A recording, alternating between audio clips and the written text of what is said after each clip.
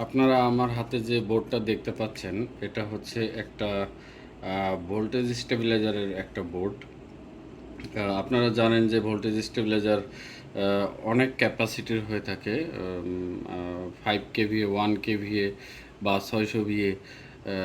মূলত এই বোর্ডটা যে দেখতেছেন, এই বোর্ডটা 1000 ভিএ থেকে শুরু করে এটা আরও বড় 20 KV, 30 KV, 40 KV, 50 KV, 100 KV এই পর্যন্ত এই বোর্ডটা ইউজ করা যায়। তো অনেকে হয়তো জিজ্ঞেস করতে পারেন এটা কিভাবে সম্ভব। হ্যাঁ, এটা এভাবেই। কারণ হচ্ছে স্টেবিলাইজার দুই রকমের হয়, একটা হচ্ছে সার্ভো টাইপ, একটা হচ্ছে রিলে টাইপ। তো এটা হচ্ছে সার্ভো টাইপ স্টেবিলাইজারের জন্য। এখানে আপনারা যে টার্মিনালগুলো দেখতে পাচ্ছেন, এটা হচ্ছে সুইচিংয়ের জন্য, ম্যাগনেটিক কন্ট্যাক্টরের আউটপুটের জন্য এখানে সুইচিং ব্যবহার করা হয়েছে, কমন এনসি এনও। এখানে পাওয়ারটা আপনাদের যারা স্ট্যান্ড বাই স্টেবিলাইজার ইউজ করতেছেন তাদের ভোল্টেজ স্টেবিলাইজারে দেখবেন এই বোর্ডটাই যদি সেম হয়, এটা সাকো ব্র্যান্ডের একটা স্টেবিলাইজারের সার্কিট। সাকো ব্র্যান্ডের যদি 3 ফেজ হয়, অর্থাৎ 10 কেভি, 15 কেভি এর উপরে যদি আপনার ভোল্টেজ স্টেবিলাইজার হয়, সেই ক্ষেত্রে এই বোর্ড তিনটা থাকবে। আর যদি 15 কেভি এর নিচে হয়, সেই ক্ষেত্রে এই বোর্ড একটাই থাকবে। তো অনেকে কনফিউজড হয় যে 50 কেভি এর জন্য কেন এই বোর্ড কিভাবে কাজ করবে, আবার একই বোর্ড 5 কেভির জন্য কাজ কিভাবে করে।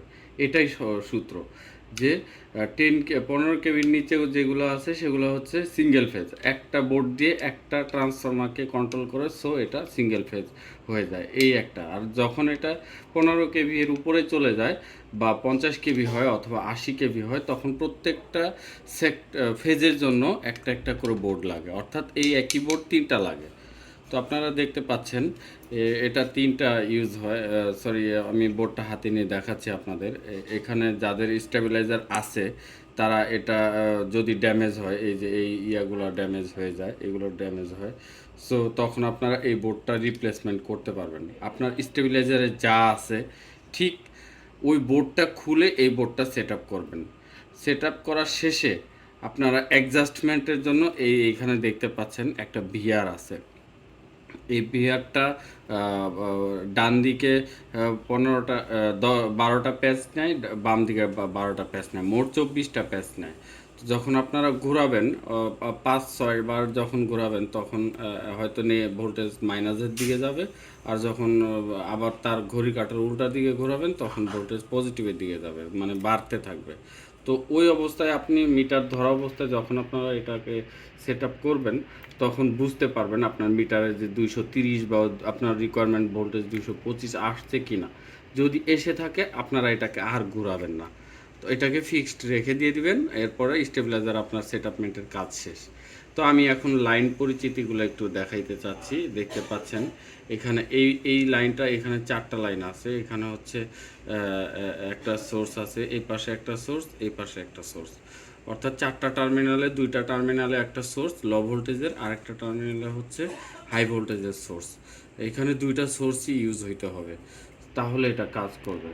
তো আপনারা যদি অনেকেই আপনার মেশিনে যদি সমস্যা থাকে, তাহলে এই কার্ডটা, আপনাদের ট্রান্সফর্মার যদি পুরে যেয়ে থাকে, তাহলে এটা আপনারা সংযোজন করবেন না, কাজ করবে না। আর এই যে এই লাইনগুলো দেখতে পারতেছেন কানেক্টর, এগুলো হচ্ছে আপনার স্টেবিলাইজারের সামনে যে সিগন্যাল আছে, এলইডি সিগন্যাল, লাইট, হাই, লো, ডিলে, নর্মাল, ওভারভোল্ট প্রোটেকশন, এগুলোর জন্য এই কানেক্টরটা ইউজ হয়। আর এখানে যে কানেক্টরটা দেখতে পাচ্ছেন, এই কানেক্টরটা সরাসরি আপনার স্টেবিলাইজারের সার্ভো মোটরের কানেকশন হবে। আপনারা এখানে টেকনিশিয়ান যারা দেখতেছেন তারা হয়তো বুঝতে পারবেন, এখান থেকে 12 ভোল্ট একটা আউটপুট লাইন বের হয়েছে। এটা এটা ফরওয়ার্ড রিভার্স ভোল্ট সাপ্লাই করে। এখান থেকে আপনার স্টেবিলাইজারের মোটরের কানেকশনটা যখন পূর্বের কন্ট্রোল কার্ড ড্যামেজ হবে, তখন ওই কন্ট্রোল কার্ডের মোটরটা আপনারা এখানে ওইটা থেকে অপসারণ করে এখানে সংযোজন করবেন আর অ্যাডজাস্টমেন্ট করবেন। দ্যাটস কাজ। ওকে, ফাইন। আর এই ছিল এই স্টেবিলাইজারের কন্ট্রোল কার্ডের পরিচিতি। আপনারা হয়তো বুঝতেই পারলেন আমি যতটুকু হয়তো আপনাদের বোঝাতে চাইছি। এরপর আরও একটা ছোট বিষয় আছে, যদি কেউ এই আউটপুট টাইম নিয়ে ইয়া করেন, কনফিউশন থাকেন, আমি সেটাও জানিয়ে দিচ্ছি। এই স্টেবিলাইজারের যে এটা হচ্ছে এটার কানেক্টর 220 ভোল্ট ম্যাগনেটিক কন্ট্যাক্টরের ক্ষেত্রে যদি হয়, 220 ভোল্ট ম্যাগনেটিক কন্ট্যাক্টর যদি থাকে আপনার স্টেবিলাইজারে, তাহলে এই লাইন আর এই লাইনটা ব্যবহার করবেন। নর্মাল ওপেন, নর্মাল ক্লোজ, এই লাইন দুইটা ব্যবহার করবেন, এটা ব্যবহার করবেন না, এটা অফ থাকবে। আচ্ছা, এটা গেল 3 ফেজ স্টেবিলাইজারের ফাংশনের বেলায় এই ম্যাগনেটিক কন্ট্যাক্টর। যখন এটা 10 কেভি এর নিচে হবে অথবা 5 কেভি টু 3000 ভি এর 1 কেভি 2 কেভি, তখন এই স্টেবিলাইজারের বেলায় আপনারা অন্যভাবে এটা ব্যবহার করবেন। তো কারণ আপনার তখন ম্যাগনেটিক কন্ট্যাক্টর থাকবে না, তখন থাকবে হচ্ছে রিলে। মানে স্টেবিলাইজারের মধ্যে দেখবেন বিল্ট ইন একটা রিলে আছে, সেই রিলেটা 12 ভোল্টে চলে। তখন আপনি এখানে তো 12 ভোল্ট আপনি পাবেন না। কি করবেন? আপনাকে এই রিলেটা খুলে নিতে হবে, সোল্ডারিং আয়রন দিয়ে এই রিলেটা আপনাকে খুলে নিতে হবে। খুলে আপনি কি করবেন? এখানে দেখেন জাম্পার 5, জাম্পার 3। এই জাম্পার 5 এবং জাম্পার 3তে মূলত 12 ভোল্টেজের একটা লাইন, অটো লাইন, অর্থাৎ এই রিলেই যে কাজটা করে সেই কাজটাই এই 12 ভোল্ট লাইন পাস করবে। এই পাসিং লাইনটা আপনার সরাসরি রিলের মধ্যে আপনি কানেকশন করে দিবেন, কাজ শেষ। এভাবেই আপনি আপনার স্টেবিলাইজারটাকে আপনি প্রপারলি রান করতে পারবেন। তো আমি আবারও একটু মনে করাই দিচ্ছি, যখন আপনারা এটা অ্যাডজাস্টমেন্ট করবেন এই ভিআরটাকে, তখন আপনারা ভোল্ট মিটার স্টেবিলাইজারের আউটপুটে ধরে রাখতে হবে নিউট্রাল এবং ফেজে। যদি 3 ফেজের বিষয় হয়, তখন আপনি প্রথম কার্ড, হাতের বাম দিকে যে কার্ডটা থাকবে উপরের ফেজ, তখন আপনি এটা বাম পাশে এটা ফেজ এ। আর যখন মাঝের ফেজ, মাঝের সার্ভো, মানে 3টা স্টেজের কথা বলতেছি, নিচে, তার মাঝে, তার উপর আর একটা 3টা স্টেজ, তখন এটা থাকবে হচ্ছে যদি উপরেরটা হয় তখন এই কার্ডটা উপরের ফেজের জন্য কাজ করবে। আর যদি মাঝের হয় তাহলে মাঝেরটার জন্য এটা অ্যাডজাস্টমেন্ট, মাঝের মোটরের জন্য কাজ করবে। আপনি যেই ফেজে সেট আপ দিবেন সেই ফেজের জন্য এটা অ্যাডজাস্টমেন্ট করবেন। আর অ্যাট ফার্স্ট সেট আপমেন্টের আগে অবশ্যই আপনি ওই ফেজে মিটার ধরে রাখতে হবে আপনাকে, না হলে আপনি কিছু বুঝতে পারবেন না, সারাদিন অ্যাডজাস্ট করলেও কোনো কাজ হবে না। তো আমাদের কাছে প্রচুর পরিমাণে এই কার্ড আছে, আপনাদের যদি প্রয়োজন পড়ে আপনারা নিতে পারেন।